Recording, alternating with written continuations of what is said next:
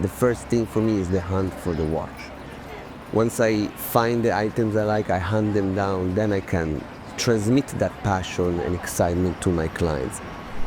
I call it a buffet because the watches I offer are tasty. It's like having a nice selection of food where you can pick, and each one has a different, unique flavor to them. I like to think of myself like a chef in this business because really it's about my own flavor and what I want you to taste. And this is the menu of the moment. And here, we're ready to eat.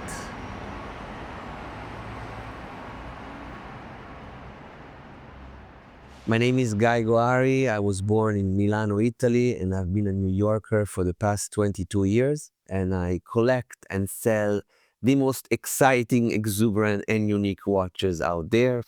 And these are the things that I love. My prior career was in gems and jewelry, and I also had experience in custom suits and tailoring. And what distinguished me, I believe, is the taste that I have, which is influenced by my upbringing and by my liking for style and fashion, etc. And it translates into all my selections. I could be a DJ if I wasn't, in this business. It's all about selecting what you love and putting it out there for other people to enjoy. This is where it all started, in the craze for Swatch watches in the late 80s, earliest 90s. This is so-called Swatch Chrono white horses. This is the Paul Newman in the category. I love the combination of the colors, the fuchsia, the green, the neon yellow. Very reminiscent of Andre Agassi's outfits at the time. It's a watch that would retail for, I think, $60 or $70, but would be in the collector's market in 1990 already like $1,200. And when I started eating in watches, the first thing I bought for myself was this, to start a collection. And then this one is called the Navy Berry, and is a watch that I used to have when I was 12 years old at the time. I love the colors. I mean, it's so exciting. The main theme is color, as you can see. There is no like classic color and shape and texture. I don't think there's not one round watch in the whole case. No, they're all different shapes, so-called form watches. The main shape that you see here is like elliptical, that sort of natural golden ratio shape that you see in nature.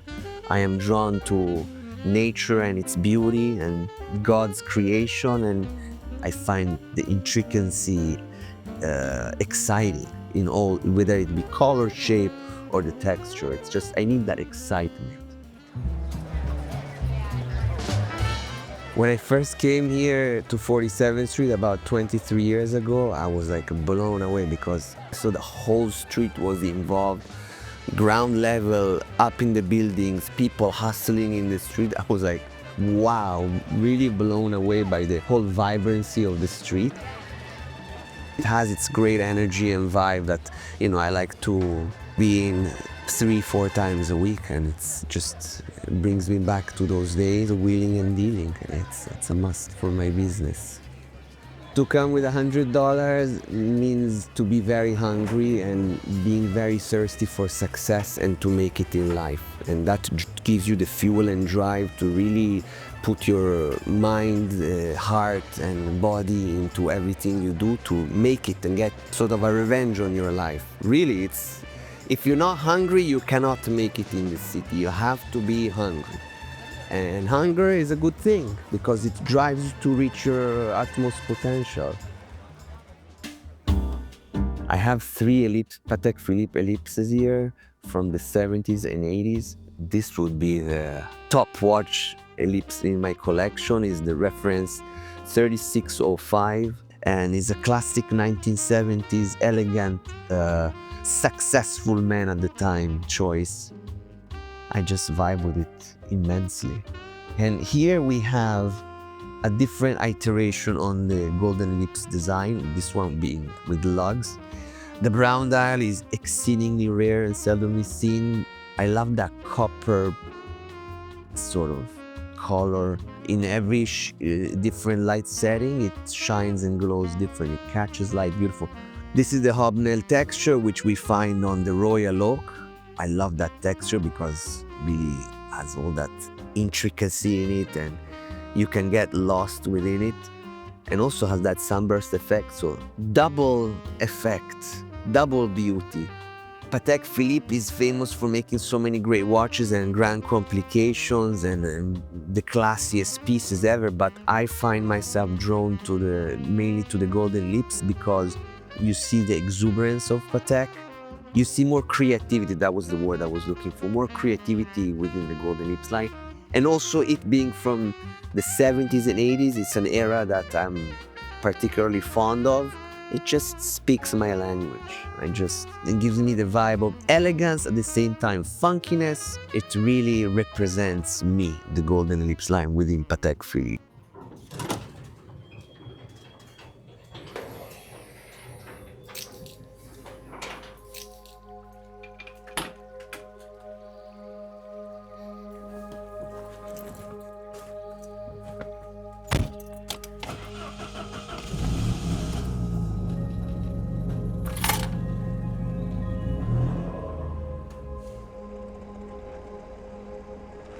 I found a space there in Long Island, which felt marvelous because it had a lot of natural light and it was close to home, close to my nature spot. And so we have the balance between the hustle and bustle of the city and, the relaxed mindset that we have in Long Island. Nature is my respite, is my sanity. It's important to dream, and that's where I daydream and meditate, and I practice gratitude, some breathing, enjoying just, what's around me, hearing the sounds of the birds. It's all out there, we just need to appreciate it, and it's for everyone to enjoy. I wish more people took advantage. Piaget is the most creative Swiss brand of all times. And I think one of the most refined because they make everything in-house, from movements to case making to bracelet works, and they're family owned, so really overlooked often. This is my favorite watch of all time. The Andy Warhol, which was based on a model from the 1970s, same proportion. And I desire this watch so much, especially with the malachite die, which has so much depth and beauty within it. Each line is a different shade of green. And the case, of course, ultra thin, but you see it's stepping up, each step on the case, stepping up to, heaven, basically. It's celestial. I really crave this piece. Took me a while to track one down at a price that I could afford, and I couldn't be happier. This is a Beta 21 movement watch. I love the rectangular shape, but still with a soft corner. You have it with the beautiful tiger's eye. I love the little detail of the ruby at the center pinion. Beautiful watch. There are no two stone dials that are identical. Each one is cut from a different piece. Each one has different, perhaps, inclusions or defects within it. So that's the beauty of it. The perfection in the imperfection. You have to reinvent yourself.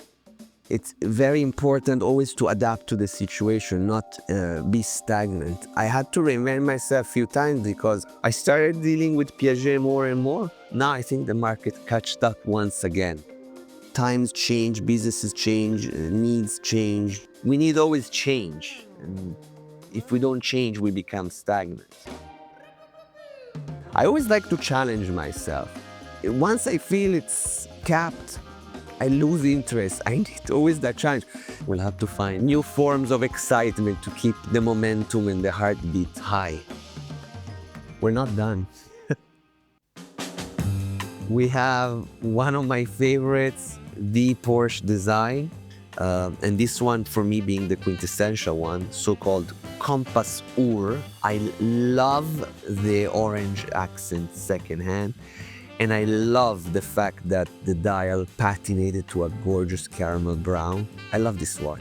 As you see, very different, but still representative of my taste because it has the design language, the color scheme, and also features an incredible complication and feature the compass and the little mirror. Always a great conversation starter whenever I want to start a conversation. You want to see my watch? I open the compass and everybody gets so excited. I love Porsche design. I always try to find Porsche designs to sell because, again, it's about design and uniqueness, and it's when things are underrated, it's exciting to discover them and bring them to the mainstream consciousness. When I started selling watches, I was selling the classic icons of vintage horology, vintage Rolex, the Daytona, the GMT, the Submariner, the Royal Oak, the Nautilus. And then I found my interest going to more unique things and colorful things. But I think my collection will evolve now into going back to those icons, but always with a unique search for the uniqueness and color. I don't get surprised often at this point, but when I find a watch that excites me, you can read it all over me, and it's difficult for me to have a poker face on it. It makes my heart beat, and like I have to have it.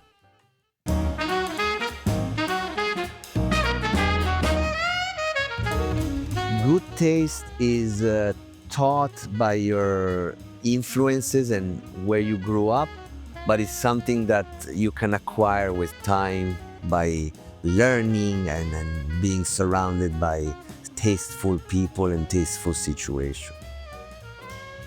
My favorite part about being in the watch industry is the hunt for the special piece and being able to hold it for a certain amount of time, being the safekeeper of it, and then letting it go for someone else's enjoyment.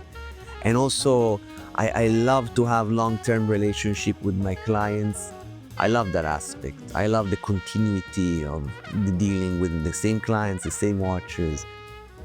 Never say never, but I think here I found my true calling and my true success so far, and I'm able to express myself to the max.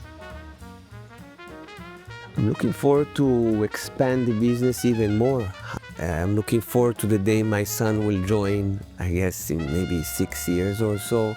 I'm looking forward to have an office perhaps in Milan, and I'm excited for even more people joining the vintage watch collecting game. And I'm excited always to find the next great watch. That doesn't need to be necessarily the most expensive watch in the world, but something top quality, something untouched, something, colorful, something unique. That excites me. You never know, it could be any minute, any second. You never know what comes in or what I may find online on my searches. It excites me, the unknown.